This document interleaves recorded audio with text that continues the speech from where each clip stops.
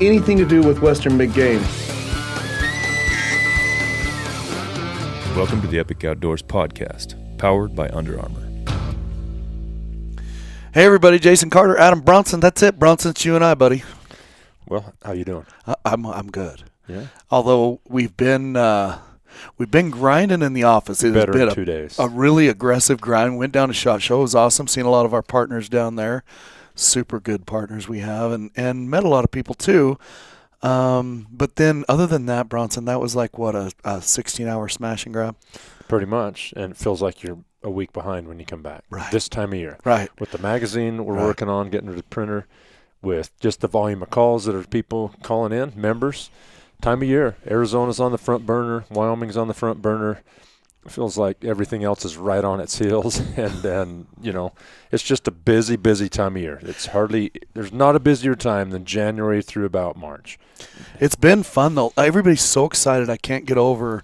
I don't know what it is, and I know I'm a huge fan of the prior year going away and the new slate. I love that.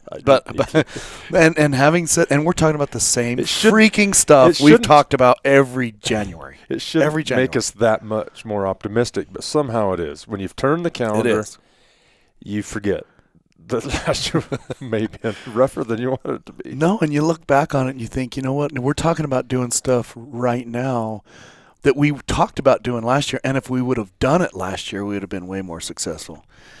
Whatever, I don't know. We're turning a page, and here we are. Well, and we're answering questions about Wyoming deer and antelope and stuff that is a long ways from now as far as deadlines. Yeah, but we're also watching it snow and rain and snow and snow. Yeah, especially in the southwestern states, southern Utah, Arizona, New Mexico, Nevada.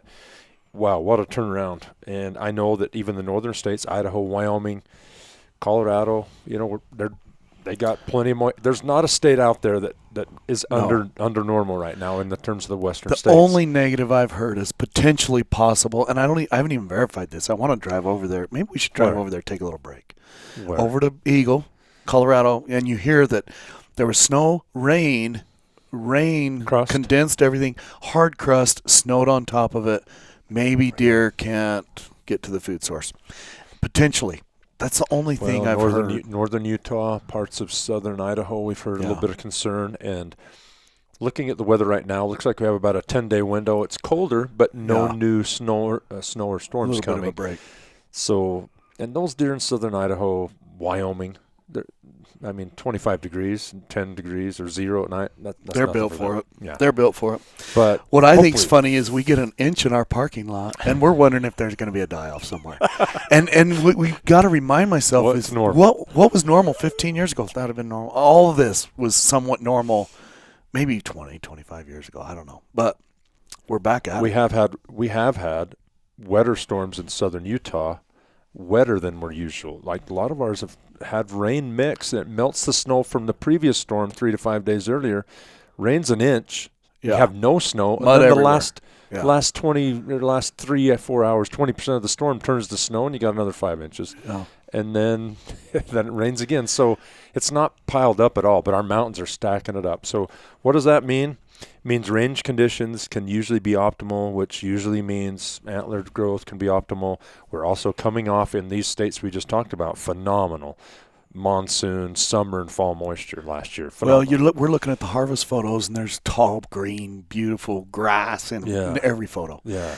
And you just remind you that these animals have incredible body conditions They went going into the fall winter. Yeah, and then if we can have a winter that we haven't had since 2019, which that was more of a spring than a real winter. We just haven't had big winters and springs, which is usually critical March to May to get deer and elk really off. So I want to talk about something that we didn't say we were going to talk about. Oh. When you and I were conjuring stuff up. But we took the other morning, and we get on these tangents once in a while. Of course, we got to because we're freaking grinding on the publication, and there's only so much typing we can do for hours in a row. So we have to digress once in a while. And so we went and we did. Remember, we went to that year to date this year, last year, year. Oh yeah, and remember stuff. Oh right. Okay, and we went through and we looked at the percentage, and anytime, like right now, let's just call it an average of 180% of normal. We're 200 plus Right, now. Yeah, 200, yes. 200 now. But when we were looking, Yeah. 4 days ago, it was like 180. And we were like, okay, now correlate that with the good years, okay? 2005, we went clear back to 2005. 2005 was an incredible year. We killed several 220 bucks that year. Saw a 250. The largest buck I'd ever seen in Nevada was in 2005. And then we went through the years. Remember the good years? And we went through the years. 2011 was incredible. 2012 sucked. Yeah, like 7, 8, 9, 10, 11 were all pretty good years, but then you'd have a couple, 1 or 2 terrible ones, and it would be 2013 was rough in Utah. It was tough. I just remember that. Family members turned back tags. Yeah. 2016 was incredible in Nevada, remember? Yeah, 18 was terrible. Yeah. 2019 was phenomenal. Phenomenal. Killed a 220 buck down in a desert unit that never produces. And really has not been since then, since 19. And we're talking these Southwest states. So Arizona, Southern Utah, Nevada, Southern Nevada. Elk have had differences in those states, but New Mexico, the deer have really been terrible, or last year was moderate. Last year, even the Strip was moderate. Kaibab was better than the Strip. Well, the Ponce was okay, but it wasn't. Kaibab had a good year. Yeah. It did, and we're seeing those tag reductions and things like that in the New Burn and whatnot. There's multiple few dynamics going on there. It's higher elevation. It always gets more precip than 13 BNA anyway. So but there's a direct correlation. Those incredible years directly correlated with 175 plus % moisture this time. Yeah. Except for 2019, which that had the moisture. In March and April mostly that year. It was 100% or 110. It was fine, but normal, but not the pretty blues and purples we like to see. Yeah, but then if you changed it from say January 10th when we ran the query the other day to April 10th, then it was like 200 plus. Right. It had incredible wet March and April. Incredible that year, which is great for animals too, because normally they don't have to fight snow for very long. But the bad years were all the terrible colors, right? Yeah. All the burnt oranges. Crimsons and I don't know, blood reds and all that. All the nasty. And you're just like, hey, those were bad years. Those were really bad years. And it's really hard to get in your mind, is it even possible that Nevada would ever be good again? Ever. Okay, now there's another aspect that we've never really dealt with before, is this long, whatever drought you want to call it, long stint of pretty aggressive drought has also affected populations. Yeah. So when you have 2 bucks, you got 2 good ones now. Yeah. But there's still only 2 of them. There's no competition for feed because there's only 2 bucks to eat the feed.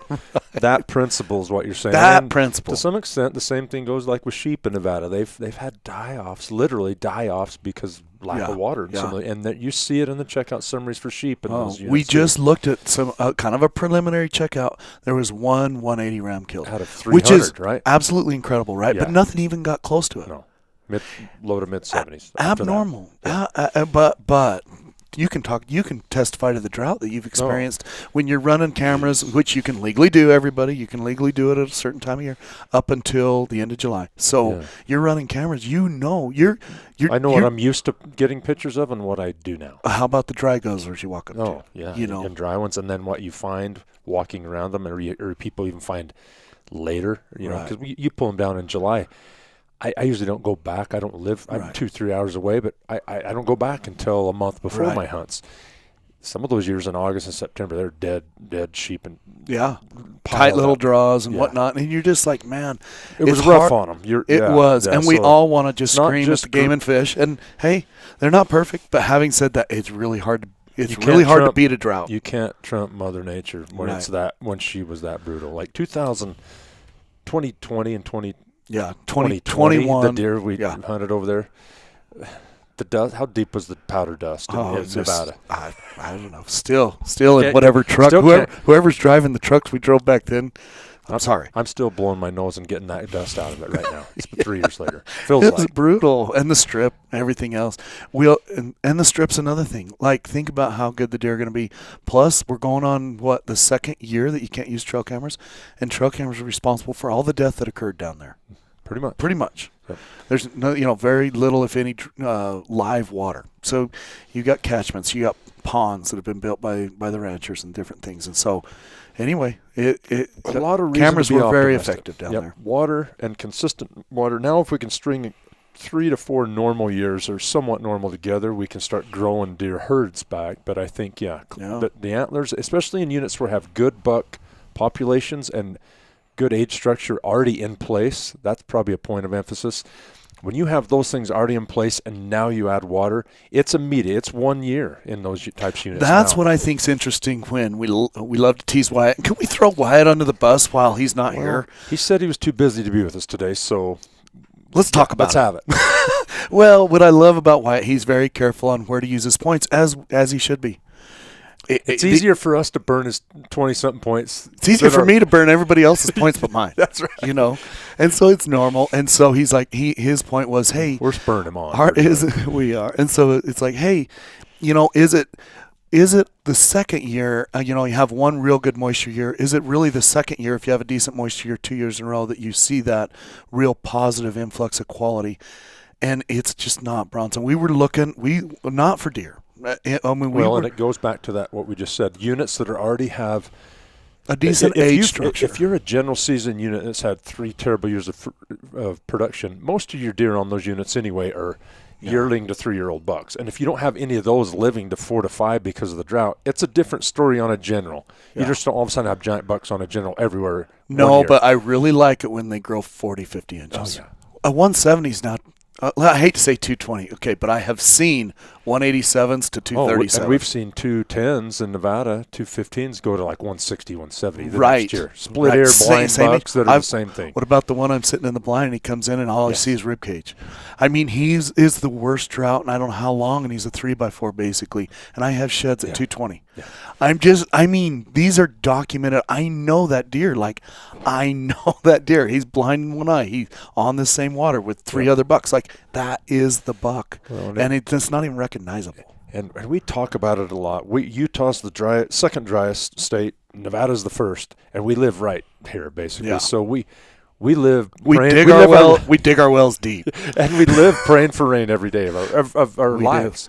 It's just what we're. I go back to it. Remember Game and Fish back in the day, and I don't even want to say his name, but he was. We were talking about management, and he would tell people that we know well, pray for rain. And it just makes it would irk you a little bit because it's like that's a crock of crap. And if there's not other things being done at all, and you just say pray for rain, it's like kind of a. It's a stick in the eye. Your crutch. Oh yeah. Right. So. But if you're working on predators, you're working on habitat, you're working on other things, and you're doing what you can, it goes back to controlling the variables you can control. Like you do the best at controlling the variables you can control.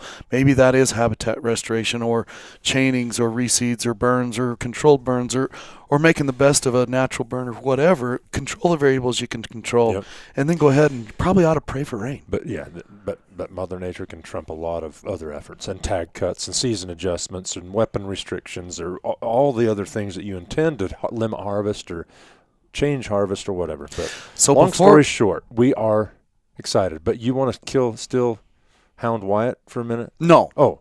Nope. All I want to say is he's not right. The second year can be awesome, but honestly, you take advantage of it on the first year. I just think if it's good the first year, point creep's going to be so bad the second you won't draw.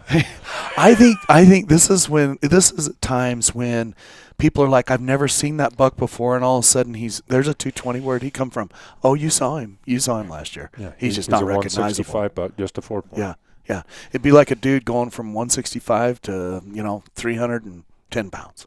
I don't know. Maybe or vice versa. Vice versa. Unrecognizable. Yeah. Where did this guy come from? All right, that's probably a bad analogy. Anyway, so you can tell we're excited. I know you're hopped up on Monster. I drank one a few hours ago.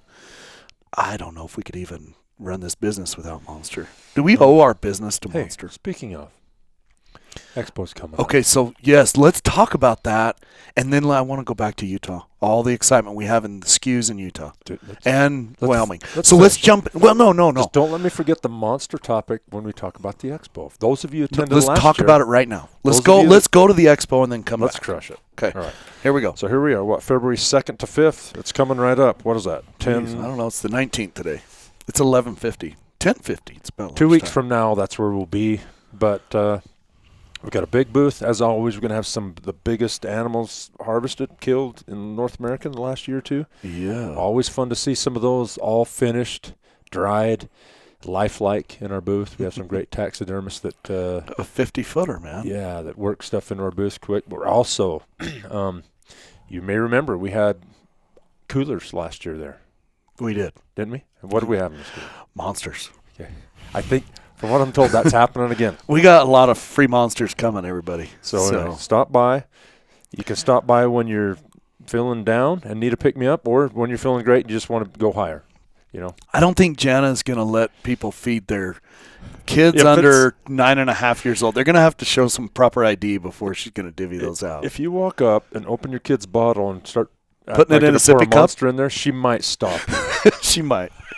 It happened last year, guys. She's letting the kid sip on just a little. I'm not saying he was too much. I don't know what would be the proper dosage for a 3-year-old. I mean, I'm just saying it happened. And a lot of vitamins kids need it did raise. You just don't want family services on your butt. So anyway, so that'll be there. But I guess more importantly, but that is important. More importantly, we're going to bring a lot. We've gone out of our way. We're about in our third year. 3.5 years into our years of being optics dealers, we've added companies. Yep. And we've also gotten a little bit smarter. We've also lived past the COVID supply chain nightmares that impacted optics and a lot of other things dramatically. And we've stocked up big time.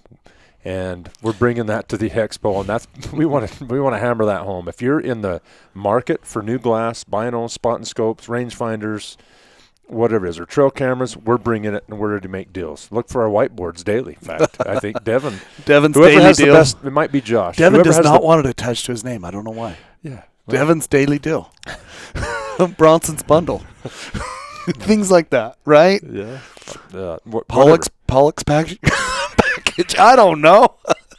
Hey, there's just going to be a lot going on. We're super excited, and we're going to have our optics trailer there. So we're going to have our 50-foot booth, we're going to have our enclosed trailer. It's black. You can't miss it. It's got all the optics logos on the sides of it, and it's going to be freaking jam-packed. Yeah, we're bringing it. So we're probably going to have – we shouldn't have very many instances where we're going to have to say we're going to have to order that. There may be – you may have an obscure – one power red dot somewhere that you want that we may not have there. You never know. But hey, we might. Utah potentially changing the technology or something. Maybe somebody's stop by and try us. Just see if we can pull it out of the hat. Yeah. All right. Look for the whiteboard. We're going to have some deals of the day. We're actually authorized by a lot of our companies to have show specials at these, and in some cases we can, bundle them with trail cameras or things like Bronson, that. we get to do what we want. Yeah. We own the place. That's right. We're going to make some deals. We're going to bring the cameras we have. We have the QS20s, the QS18s, which are actually a brand new camera, but they're discontinued, but they're new. We bought them. We have them. We're going to be giving some of those away. Same thing with the Max 32s. It's incredible. Great for kind of a long-distance shot. I love those cameras. And quality pictures and video, and also lock boxes for those. Sometimes lock boxes have been hard to find and expensive to ship. Yeah. Come there, pick them up. Yeah. Yep. You need a duffel bag to pack 10 trail camera boxes around. But hey, you're going to get a workout carrying that. If somebody is, maybe it's a wife or kid. Yeah. I don't know. But anyway, let's run through the companies as well for all those that may not remember. But we're going to be selling Zeiss, Swarovski, Vortex, Leica, some 6 Sauer rangefinders, Revic rangefinders. Vortex, if I didn't Stealth say Cam. that already, Stealth Cam. I think you got it. The SIGs, we do have the 8Ks and 10Ks, the 10K binos.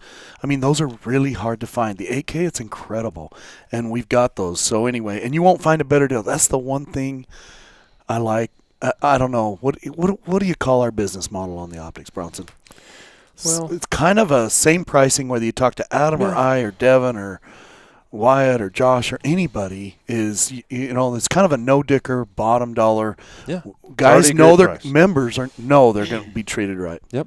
And there might be even some incentivized deals this weekend on certain things that we have a lot of, we bought a lot of on a discount. We're authorized to discount them a little bit, or they were on last year's prices before things went up on 1st of January, things like that. So if you're in the market, stop by. Pretty awesome. We'd love to send you home fun. some, and you're saving on shipping and all that type of stuff. People. I could have sold trucks. You know this, right? Jason is a deal maker. I am. He says on one hand, no haggle pricing. Bundles. Haggle pricing. We're all the same. On the other hand, he's inviting you to come make a deal with him. We can't let people walk away without filling their arms full of stuff. No, it's all good. We've also got a lot of swag going to be there, lens cleaning kits, all kinds of stuff. Sponsored by Zeiss. Pretty awesome. I mean, our partners are great. They're excited too. Actually, Zeiss is going to have a booth. Swaro's going to have a booth. Vortex is going to have a booth here. Usually they do. I don't know for definitive that they normally do. They so do. You can, if you want to see a full product line there and look through things side by side, we stock definitely the most important SKUs for every optic line in binos, spotting scopes, things like that. Stuff that people use. If you know what you want, come and check with us first or last, however you want. Check with us first or last. We'll send it home with you. I guarantee it. I am going to be offended if you don't buy from us. How about that? It's offensive. And while you're sitting there shopping, drink a cold Monster. All right. Yeah, and those are $2.50 a piece or whatever. So anyway, the first come, first serve. Pretty awesome. It starts on a Thursday, ends on a Sunday. We're going to have the entire crew there. For the most part, plus or minus, the entire time. And I don't know, kind of excited. Everybody's excited. Of course, we're diving into the publication side of things right now, and we haven't even started packing the trailer. But I'm sure probably midnight before the day we're supposed to leave, we'll be packing a few things. So, Bronson, you said something about SKUs. Okay. We liken the SKUs. I like talking about SKUs. Utah is like famous. I love all the little knick-knacky hunts, all the little opportunity hunts. I love that because it spreads out the applicants. Basically, your first choice counts. Then they go to this next applicant. And so I love that. It makes you really apply for what it is you want. And it might be an odd SKU. Well, and Utah's had to do that. They don't issue a lot of limited entry deer tags on the traditional limited entry deer units. I think it was like 1,000 to 1,500. If you want to count there's only like 6 or 8. You spewed out 2%, and I mean, we made. I didn't make you do it, but if I just mention it, you can't help it. You have to do it. I think it came and out so we to added 2.4. it. Yeah, it was. I mean, we figured 60,000 generals plus or minus. You got to deal with dedicated lifetimes and a few others, right? 65,000, something like that. Maybe 75, whatever it was. And then, 1,500-ish limited entry. But they've added SKUs, if you want to call it, some ham hunts, some late muzzleloader hunts on the general seasons for deer. It's not improved drawing odds dramatically, but it does spread out some people. It gives some people in the mid-tier point options some other options to look at, But the biggest change coming for this year, no question, is with elk. I mean, this magazine that's getting ready to go to printer in the next day or two is the elk section for Utah is unbelievable. The options that are in there now. Most every unit archery has in 6. December. Like, who wants to hunt elk in December? Somebody does. I might be raising my hand, boss. Yeah. Well, are you? No. You gonna leave deer and go to elk? Oh no, this. But I'm just saying, if I didn't have deer point, that's the one thing about it with residents. We have to choose. Yeah. We can't be doing deer and elk. And so, other than general or whatever. But, I mean, you have to choose. And it doesn't overlap any other hunts, I will say that. And in certain units, we're going to talk about this newly formed mid-December archery elk. Arizona has one. I think it's more in late November. Yeah, it's not December, it's a November but it's just mainly to give some opportunity. Well, basically, it's to take your money and take your points. And not kill any elk. And that's kind of what we thought, but honestly, Bronson, there's going to be some of these units that bulls are standing around. They are. Herded up. Never been hunted in their life in that. Their guard is down. Opening day is going to be interesting because you're going to have scouted people scout, right? Scouting works early and scouting works late. Yeah, this is well post rut. It's 3 to 4 weeks, 3 weeks or so after the late rifles are over. Mm-hmm. Maybe some storms have moved elk even into more weird places. That's a new hunt form this year for Utah. If that's not appealing to you, how about the October rifle elk hunt, which is going to have half of the rifle tags are going to be in this October hunt or more. So they're reappropriating, let's call it reallocating, whatever. They're going to, percentage-wise, going to put a good chunk of the tags in that October hunt. Yeah, and it sounds great because it gets them out of the peak of the rut. Utah's always struggled with being able to add tags and maintain quality because they've had the archery hunt for 28 days, an 11-day or a 9-day, early rifle hunt right in the peak of that, and then another 10 or 12-day muzzleloader hunt finishing up September. There's no more days in September to kill elk. We've talked about this for years. So here we go. That finally changed. The management plan, which is usually approved for 5 to some cases 7 to 10 year period, but in this case 5, was changed. And part of that was to increase opportunity without crushing the quality. Some of the very upper end age objectives on units like the top end units like Boulder, San Juan, Beaver, Pavant, knocked Monroe, them down a year. Book Cliffs, Roadless, knocked them down a year. Yeah. What's that going to do? Increase tags. Can give some more tags, Yeah. but you got to distribute them. And then you got to decide how are we going to have that take to bring the age class down, and where's that take going to occur? Is it going to occur archery that now goes to September 19th in large part? So a 5-day early rifle. Yeah, the 20th to the 24th of September now is going to be a 5-dayer. Yeah. And they're going to be 10% of the rifle tags. Yeah. Not 10% of the rifle tags. 10%. And then you've got the October, and then you've got the lates. Yeah. And then you've got the late archery. Yeah. Have I got it right? Yeah. Basically. So you've got an early archery, you've got a 5-day early rifle, a 12-day muzzleloader. All in basically the in September. Okay. Then about October 7th, you've got a mid-season They call rifle it a mid. hunt, which is going to have the bulk of the rifle permits. Yep. Then you've got a after late that, you've got a late rifle. one, which has always been there in most units in November. And if that's not enough, let's throw some arrows at them on the end. That's right. So in my percentages, we're spewing, the other big change about Utah is there may not be perfect uniformity within units. There hasn't been in the past. There's been units like Wasatch and others that they've been really sensitive and not giving too many late because they're prone to snow and they get very vulnerable. Right. Every unit's got its unique set of circumstances. Perfectly and vulnerable, but there's some guidelines given to 15% muzzleloader, 25% archery, some basic guidelines to help the biologists and whatnot, and then they can make recommendations. 60% of the tags go into rifles, and then that's going to be split up between 3 rifle hunts now. So the biggest other takeaway is that Utah has now shifted their application period from end of March to the end of April. April 27th. So you're going to now be able, and the purpose of that is so that you're going to be able to see permit numbers recommended and go through some of the public meeting process. By the 27th, it may not be fully ratified by the Wildlife Board, but it's been vetted heavily, and roughly what you're up against. I'm applying for a unit that now has 1 non-resident tag, and I thought I was going That's to get going to go on a random point draw. Tag. That's right. I'm not applying. I'm switching it. Which the early rifles is probable. Yeah. A lot of the early rifles, just as a warning, are going to go to 1 tag for non-residents. Yeah. And so if you apply for it and see that, you're also going to be able to go in and what's the term you like changing your application a lot during the plug and play. Yes. You're going to be able to plug and play free of charge. Not have to pay 10 That's or $15 right. bucks every free time of you charge. Just like Nevada. I love it. Sometimes I plug and play just for fun. Like, come in. I'm going to change my 5th choice to my 4th choice. Right, and then when the period actually comes where you can't change it anymore, you're like, I wonder what I ended with. I don't know. You never know. Utah's going to allow you to do that, and it's beneficial. It's nice you're still going to find out the draw results the same time, mid to late May. But you're going to be able to make a better informed decision. It's going to be especially important this year on elk to see, all right, what permit numbers are going to be out there. What I love is the questions that are coming. What's going to be my drawing odds for the late archery?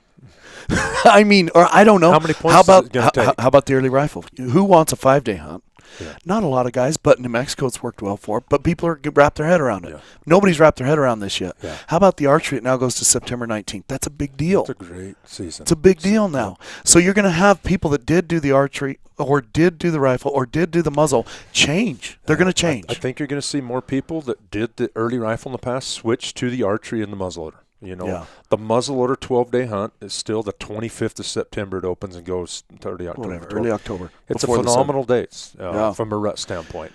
And it always was. And the mid better. was available, but not on everything. Yeah. You know what I mean? That's right. It was only on 3 or 4 units. The biggest thing to remind you on the mid-season hunt in these limited entry Utah units is it corresponds identically to the general season spike hunt that is on all these units. Right. San Juan, you think you can go to San Juan October 7th, just chase screaming bulls with No. So 20 now- or 30 people?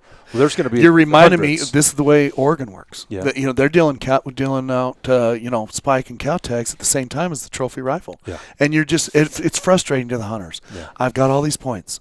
I'm going to go out there with 35 people. Oh, no. There's No 400 boss. or 500 No spike boss. hunters with you there. Whoa, where'd all these camps come from? They're all hunting elk. This is the opportunity family hunt, the spike hunt in Utah. I wish I saw a 390 bull, but we gave her heck trying to get the spike running with him, and we blew him out of the country. Yeah, I mean, Right, Logan? You've done that.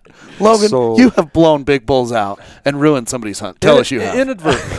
We're not saying deliberately. I mean, who does it on purpose? Nobody does. Yeah. So Has it happened? But it's right. The mid-season. I can't confirm or deny.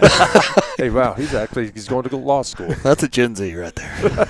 I I do not take responsibility for my actions.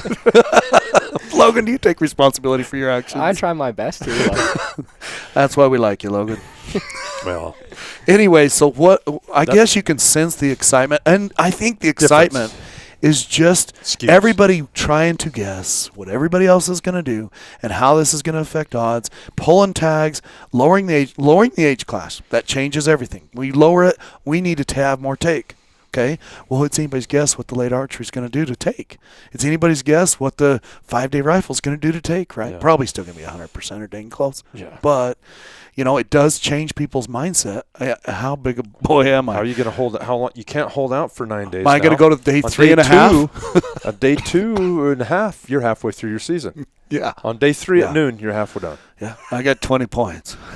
I'm at day 3.5. I was going to go downtown for lunch, but no, I think I'm going to sit here for a minute. Hit this waller and shoot the next ball that comes in. Right. I don't know, Lots of fun stuff going on. And so, anyway, but the skews are nice. When you're dealing with a state like Utah, that in the past has had very few tags because we hunted the rut. Very few tags made it to where people were scared to apply, thought it was a waste of money, this, that. You add all these extra skews. A lot of times you can have the same take, but take people's points and take people's money, right? You got to have and have different things to apply for. Options. And the idea is to hopefully maintain roughly the current quality that's on these units. Some of the mid-tier units only drop like half a year in the average age, Yeah. The actual oldest, those old 7 to 8 year old units, they drop the most. I already listed them off. There's only 5 or 6 of those units. So potentially could see more tags on those units than some of the mid-tier ones that were already right within age objective. You may not see overall permit numbers increase. The distribution's going to be what changes the most again. Lots of fun. There'll be a lot to pay attention to after you apply in Utah this year. Up until the deadline, there's going to be a lot of plugging and playing going on. Lots of it. Well, do we want to talk about I don't know. Maybe something that's non-state related, and then go back into Wyoming. Yeah, let's talk about Guns, ammo. Well, or let's talk about John. John's got his wife back Okay. All right. So anybody that listened to our earlier podcast, John basically had to leave his family. for 2 weeks. I mean, it mother-in-law tells you. and Would you ever wife leave and your wife? mother-in-law. Would you ever leave your wife? John did. Okay. All right. Just teasing. John He had had no to get- choice. He had to come back and talk with Raise the senators kids. and governors and maybe even the president. Yeah. I mean, There could you was imagine? a resolution. Could you imagine asking Biden for help? What would he say? Remind me your name, sir. Remind me your name. It took me a year to get a Where are you going with this? WNBA player to come home because I thought that would buy me a bunch of votes. So it took me a year to do that. Tell me why I should get your wife home and your mother-in-law, who's not got all of her papers to be here as a U.S. citizen forever. Okay. Tell me why I should do that. But John, No, I bless don't his think heart, he's even with it enough to really ask any of those questions. But anyway, keep going. his aide would ask you the questions. Yeah, not him. and then they would spin it, and then they. But John got one day. We're at work, and John wasn't here. right. Where'd he go? Well, he went to California, Tijuana, more He specifically. drove to California, got out of his truck. I think walked. No, he bought some ponchos. Bought some ponchos because it's like, what are you buying ponchos? It's raining. I'm like, what are you doing? He's like, I'm walking into Mexico across a well-established entry point. I will say that. He didn't have a shovel and a pick. He flew his wife and mother-in-law to. Basically, they said okay. So John's not here, and he's authorized us to go ahead and spew to the world that he has his family back. and that we could say what we wanted, right? You heard it, Logan. Yeah, I can verify that. So we get to tease just a little bit. But having said that, Flew 'em up Jen there. said, Get me home. Jean, I am done with Mexico, right? Basically, they're at a resort. It was a fun family vacation, and Mexico is a blast for when you're vacationing. But when you're detained or not allowed to come back, you start to get very frustrated very fast. And that happened. And John says, I'll be there in 5 minutes. I'll be there in 5 minutes. So he drove. They flew to Tijuana from wherever they were come from, Cancun, to Tijuana. And After 2 weeks, I might add. Oh, yeah. I think it was like 2 weeks. oh yeah. So anyway, John went over there. John went in there because apparently, The paperwork was more in order than it was before, which well, and apparently, I guess certain land crossing. You're dealing with airlines and in an airport the first time, and everybody's in a hurry, and it's safer to just tell you to go sit down. I can't help you. and we've been down there, Bronson. You can be told one thing, and the next attendant tells you another thing, and tells you another thing, And your paperwork's not a problem. right. And at some point, you make it right. Yeah. So I think he was just trying a new port, new port of entry, so to speak. So Kind of like when one of your kids comes to you, and Oh, yeah. mom Hey, Dad. tells them one thing, and they said, "Well, go ask your dad," and then they come to you, and you don't know what just transpired. And you're like, "Yeah, sounds when mom good. says Go have no, fun." I don't think that's a Go good have idea. fun. Go ask your dad. And you say, "Yeah," you don't know what just transpired. You tell them, "Go have fun." The kid's like, "Yeah, I love Dad." What? And the wife's like, "What are you doing to me? You're usurping my." I said, "I didn't know what you just told him." I know. You got to warn I know. me. I I didn't know that you just said no. That's right. Stay home and do your homework Same tonight. principle. So John walks. He gets in line, and he says the line is 3/4 of a mile long of people trying to enter. This is not vehicles. This is bodies. Body to body. Yeah, Three body to quarters of a body. mile. What I thought was funny is why it's like, did you go in the tunnel? I don't know what he was talking about. I don't know. I haven't Begs done the it. question, Wyatt. How do you know there's a tunnel? And have you been there? Yeah, I don't know. What were you doing in a tunnel down there? So anyway, John's in this line that's 3/4 of a mile long. They end up working their way up, and basically they open up the passport, and the proper stamp happened to be there. The guy's like, after some initial indications that it was the same problem that they had before, the guy brings us says, "Well, this is what they're looking for." "Oh yeah, it is. All right, see you. You're good." Oh, they're stamped. It says they're good till November 2023. They Where's walk the- in. And They then walk in. Where's the first place they went to eat? Do you remember what he said? No, what did he say? I think it was McDonald's. How American is that? That was American. I think John offered Mexican, but Jen was not having it. She had enough beans and rice. Anyway, way fun. They came back. Of course, the dog was happy. The dog freaked out, started eating like normal. John didn't have to feed it with a Yeah. puppet that looked like Jen's face or something. Whatever he was doing. One He didn't- kernel at a time. Anyway, fun stuff. Everybody's happy, which means we're happy, Bronson. Yeah. We're John's happy. getting more sleep, I think, now. Yeah. I think so. Yeah. He's not. He was a little peaked there for a minute, but he's Not catching working up. on stuff at One wee half hours. hour at a time. So anyway, let's dive into Wyoming really quick. There's lots of questions. Of course, Bronson, we're dealing with the Wyoming elk application deadline is January 31st. Everybody is cranking and thinking about using their points. Everybody's nervous, that there's going to be a price increase on the special elk, deer, and antelope, as they've warned and indicated that's going to be going through this legislative session, on top of potential tag allocation Quota adjustments cuts or on the something. 90-10 split that hasn't happened with those yet. Yeah. And So- then even potentially A point the preference system point change. system change. And so all of this, let's call it rumors and more Rumors rumors, of- but is potentially in the works down the road. Yeah, there is, and obviously we don't have all the answers. The number one thing is get an application in for elk by the 31st. There may be some much clearer decisions you can make, clear up until May 8th when you can amend your application.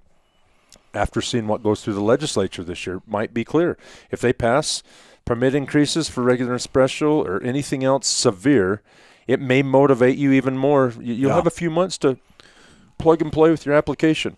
Change it to a unit, like I'm done with this, and be guaranteed to draw, or hopefully guaranteed to draw. We're anticipating pretty good, really good point creep, more than in normal years because of just the uncertainty, and it's kind of rightfully so. I mean, we're all feeling the same thing. We don't like change after you've invested so much into a point system, but there is no guarantee in these states. There's just not that it stays the same forever. Arizona's made changes to their non-resident allocation, that not all the non-resident quota, can go in the maximum point pool for like elk and deer. It dramatically it lengthened the log jam for strip deal. It ticked off hunters. the people with lots of points for deer, but it also made it more equitable and feasible to apply. It is probably a fairer system. Right. You can't have them all going Right. to max point holders. You know, Right. kind of get some of the same arguments in Colorado, like for deer and elk. You know, Right. But anyway, regardless of that, we're getting a lot of questions. This stuff can change literally daily. They have votes in committees and then on the floor, you know, daily this time of year, and stuff gets shot down daily. So, and then modified and hybrid type things come out. It's hard to. That's why you don't see something out in print. By the time we put something in print that this may be happening in Wyoming, it's all obsolete and it's a hybrid of anything that just went. So we'll try to keep you up to speed on the podcast like now. We'll let you know what changes, what happens, and the implications of that. But the potential line, for change is what people are nervous about. Yeah. And so they're saying, do we use the points? And you've got this influx of people that went from either points only to actually applying for a unit or choosing units they can actually draw in. And so you're going to see a bump. And you can call it artificial or whatever. But, I mean, just kind of this bump of a perceived change brings in more people willing to draw. Or just the nervousness. Yep. So if you are into that category, make sure you just apply either in the regular or the special draw for a hunt you think you would like now by January 31st. Then if you modify, you have to stay within that price bracket. If it's regular or special, you can modify, but you have to stay within it. Or you can withdraw. You can withdraw altogether and do a point in the summer or switch the unit. Up until May 8th. Right.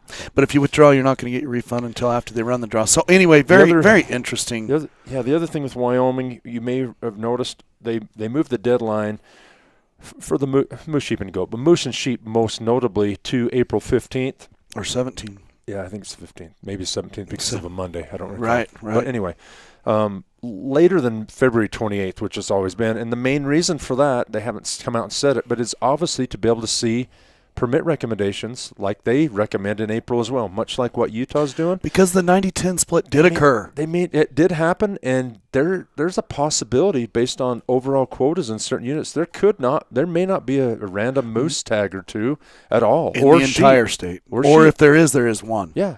And so in those one or two units. And where is that? Therefore, you better modify to that unit, or you're actually in for a moose tag. You literally have 0% chance because you've got to have at least 4. The way it is now, at least 4 non-resident tags for sheep or moose. For 3 of them go to the max point holders and 1 of them to go in the random draw. That's right. Well, you got to have 4. What is that going to be? 40? Math tells you it's got to be 40. Because we only get 10% of the total now.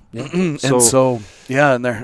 Anyway, you're going to have to gauge that or sit it out. I'm telling people just sit it out till April. And if you realize that there's not going to be a random tag, you just do a point in hopes that this rumblings of the point system going to a squared point system happens, because then you'll actually be in the draw. A chance. But there still may be a 4-year, implementation period. Yeah. Basically, when they change it, they're looking at letting people wrap their heads around it for 4 years. Burn your points for 4 years, and then it's all squared system, which means you'd have to buy 4 years of points for moose. That's $600.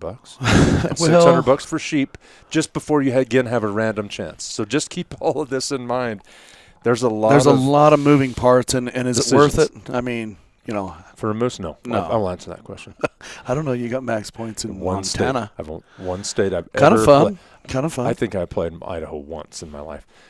But I fear the year you get it is. Yeah, I'm scared every year. My plans will change whenever you decide to go up there. We're going to be in a swamp. I'm going to get. I promise. You've heard it, folks. I do not have to buy waders, but I don't know. I'm going to probably do it. We're going to be out there and get in a swamp donkey. So. I don't know. Hey, we'll have chili for the whole office. Chili meat for the whole office. Just promise me you won't be too picky. Okay. Meat's meat, boss. Deal. All right. So anyway, kind of fun. There's a lot going on. We're super excited. Obviously, deer and antelope, wait. It's no big deal. Don't be applying yet in Wyoming. Let's wait, see what the winter does. May 31st, they hold your money a long time anyway. Might as well just apply in the end of May when you may know of any permit increase fees or things like that. You have to front the tag fees. Yeah. So why would you pay them now and go forever? So anyway, wait a little bit, but hey, whatever. We're answering questions on the daily about it, and we're fine to do it. We're kind of excited, actually. If it's a decent winter but not severe, we're going to see some big deer coming out of the state of Wyoming. We all know this. There's some big deer on the winter range. I mean, an average winter in Wyoming, you're going to have a little loss. I mean, it's Wyoming. But usually the fawns are the first and then the old second, but they have had – it has been a big enough animal since, 2017-18, that you've got some older bucks there that haven't been through a tough winter. hopefully this one doesn't end up that way. It's could go either way at this stage right now. It's not critical by any means. We stay on top of that daily with people we know that live. It'd be nice to be able to do a podcast that we could spew everything like we do in the magazine, but maybe it was a paid subscription podcast where we could just freaking really talk. Jason's meanderings, we'd call it. Bronson's, I don't know, brumblings. I don't know. I don't know. What do you call it? I'm just saying it would be, I think there's some validity to it. So I don't know. We give out a lot. We've been accused of giving out too much information on the podcast for free. If you think this is a lot of information, join epicoutdoors.com. Go on there, join. $150 a year, you get the publication. Magazine, get our take. And then you get can call in. Call in and talk to us too. It's email. I mean, we don't like being mean people. We don't. Feels like maybe though this year, recently, we've had a lot more non-members calling in and want to go over all their scenarios and states. And it's just, we try to be nice. But that's kind of try to address that, but we're starting to get over that because when I'm talking to you, there's a member waiting online on hold or has to hang up and I have to call them back later. Right. So it's just not that we want to be ignorant and say, are you a member? But our girls are going to probably reinforce that a little bit more. It's not because, we don't like to talk hunting and all that, but man, you don't call your doctor up on a cell phone and want, diagnose your whole, everything without going into his office. I like them to give me Z-Packs without going in. Like, just get a Z-Pack. So you're one of those guys. Well, I mean, I pay What's for a Z-Pack? I don't know. Well, it's like a boost, a vitamin boost. Let's just, for all intents and purposes, it's a prescription vitamin boost. Prescription monster. I know. I drink those too. My nails grow like crazy. That's good as prenatal right there. I swear it is, and the girls don't have any. Janet can't even say anything about it. Did you take prenatals? Yes. Why shouldn't I? I identify as a prenatal taker. I don't know. I'm just saying. Wow. I'm just saying, Bronson. I would pay for it. I'd pay for to be able to get a Z-Pack at will, especially right here at the expo. We're going to be passing around 14 variants of COVID. Yeah. Or whatever. We do seem to always get sick after one of those things. So, before you shake my hand, wash your hand, please. All right, everybody. I don't know what else to say. We sell firearms here, Fierce Firearms as well. Kind of fun to do. We don't do it. We dabble in it. It's pretty fun. We can make custom orders. We have guns here in stock. I have our FFL and whatnot. It's fun. It's fun. All that kind of stuff's fun. We frankly have had a hard time pilfering the inventory as it comes right off the assembly line. Within the Josh wants everything that comes in.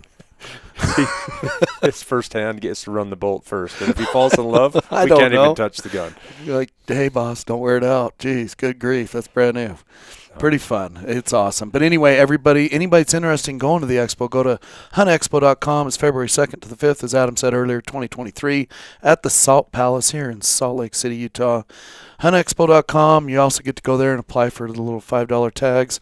$5 tickets to get in for the different tags, and there's a lot of hunts available to apply for. I think that's the other thing, Bronson. You should have your name in every hat you can have it in, including our Epic Hunt giveaway. We're in our membership drive. We're giving away dang near $200,000 worth of hunts. Some of the best stuff we can find that we want to go on ourselves. A lot of them are this year, too, to where the inventory of incredible hunts, if you said, I just got gifted or whatever, this amount of money I want to go spend on a great hunt. I won the lottery, and Biden wanted some taxes, and after the taxes, I had a few bucks. So go try to buy some of these hunts. It's not possible, and it's mainly because these outfitters are great. They're popular, and we've had to secure these years in advance. And, now we're looking at some of these states like Nevada deer, Utah deer, Nevada elk, others that should be off the charts. Anyway, so the principle, and we do it ourselves. We obviously don't play our own draws. We can't do that, but we play the raffle. It's funny, Logan asked. Utah? Logan, no. Employees can't play the draw. Yeah, that's right. Well, I had to ask. Yeah. But anyway, to the extent possible, it's another name on the hat. Whether it be this, whether it be different organizations or things like that. We've each won some wild stuff and things like this. Yeah, you especially. Really? Yeah, you've played a lot. I haven't. You won that sheep hunt. You won the sheep hunt. Yeah, I did. I did win a sheep hunt. Yeah, I forgot. Yeah. A couple of them, Bronson. Well, no, one. Yeah, we had a sponsored package. We won one in the early days of Epic. Oh, yeah, we did win that at the Full Curl Society. Yes. Now it's called Sheep Camp. We did one of those at Epic, and we gave that away. And we gave it away. Membership drive. In our early days. We did, but I did and win then you won for one. 2024, be going up to Northwest Territories. I did. Yeah, so it happens. I mean, yeah, and yes, what you're talking about has happened to us, too, is playing some long shot odds. Yeah, and some of the draws. state raffles or things like that. But anyway, it's nice to keep the dream alive. That's really what it is. And early in the year, the dream is alive. Hey, May or June, it's not. I am so freaking excited for 2023. I can't stand it. And it's not even, dude. It's not even that much different other than the moisture. It's just. It goes back to the kills, though. Like, if I could just get tags and not go, I'd be probably happy, too. Yeah. You'd like to get a kill. Not meaning a dead animal, the kill of acquiring a tag. Yeah, that's acquiring a tag. You buy a tag, you feel like you've done something. I mean, it's hard nowadays. Yeah. There's money. I don't understand it. It feels like there's a few bucks everywhere. The sheep show money was unbelievable. Proved it. The tags they're selling. Governor tags, 300,000+ on a regular basis. Used and to there's be Montana only for Rockies. Now there's a handful of them all that broke 300+ for Rockies and Callies. So. And Callies. A Callie? Really? For over 300? Yeah, it happened. And so anyway, it's just crazy. It's fun times. It's really fun times to be a part of, and there's just a lot of opportunities out there, and that's our job, is to capitalize on Western big game hunting. All the opportunities, anything and everything to do with Western big game. We also apply, guys. We have an application service. We charge $50 a state for the first species in a particular state, and then if it's 2 or more, it's $100. So you can apply for all species in a state for $100 with a $750 cap. So the most we charge you is $750, and then you're responsible for your own state license fees and application fees and whatnot. But we apply you as if you apply yourself, similar to a tax accountant. So anyway, and most guys, we choose the units. We kind of get what they want to do, and then we play it as if it's our own. And we've done this for 20+ years, dang near 30 years. So anyway, anybody that needs help, I think we're the most affordable and knowledgeable application service out there. So we live for it, and we love to draw our clients' tags. That's our job, get them the right tags. If they draw the wrong tags, it's not so great. And so anyway, we work hard at it, and we touch every application. All right, Bronson, I'm about done. Yeah. I'm calling it. You happy? It's lunchtime. Logan, are you happy? Of course, I'm all good. Yeah. Logan, just ever since Logan came, the video cameras showed up, all kinds of weird stuff. I don't know about this. I feel like the government's spying on this room. I just learned today he adjusted this camera over your shoulder, and I says, I know they're here, but I didn't know they literally were being used, the video. They're used. So apparently these are on YouTube. And whatever I've said or done or looked like. You've been on YouTube, boss. Apologize. YouTube. Epic Outdoors has an account on YouTube, right? I don't remember signing a disclosure that saying I could be videoed during a podcast. You mean you're worried that you haven't given your rights to use your image? You haven't given Epic my likeness. Yeah, that's right. To use your image. Well, and hey, you own Epic, boss. It's kind of like a radio voice. My wife was in radio forever, and she could record her country show for 4 hours. She could do that in our house, right? In a closet, right? Okay. Didn't have to get makeup, did hair on, nothing, hair done, nothing like that. I kind of thought podcasts were like that too. Well, yeah, I could just walk in here and talk only. Now I have to think about, all right, what am I doing? What am I? Right. Right. What's Logan going to portray your image as? Yeah. Which clip is going to be used? Yeah. The one that I scratched my nose a little too vigorously. The one you just did right now. That's right. I always make sure you guys look good. Okay. It's pretty hard sometimes, but I do it. That's what I want to hear. That's a good answer. Because I am not, for an hour, I've never, how many of these we've done? 250, 300 of them? I don't know how many. What are we at? 264 is this one. I've never had to think about what I'm doing. I can scratch something. I can take a drink on the side. I can, point a finger at Jason. Any of my five fingers. Any of my five fingers. We can fingers. laugh when it's inappropriate. I don't know. Any of my 5 fingers. Right. If I laugh too much, he can cut my mic. But now he cuts my mic, but I'm over there laughing with That's why you only hire people that have your best interest in mind and the interest of the company. That's your job, Logan. That's right. Make us look good when we don't look good. Logan's killing it. We're proud of you, kiddo. Thanks a lot. We're teasing. All right. But anyway. All right, everybody. Looking forward to seeing everybody. Bring some. What? So don't bring Bitcoin. Anything but Bitcoin. And we'll send you home some awesome Trade and optics. barter? All right. Sounds good. We'll see everybody February 2nd to the 5th, the Hunt Expo.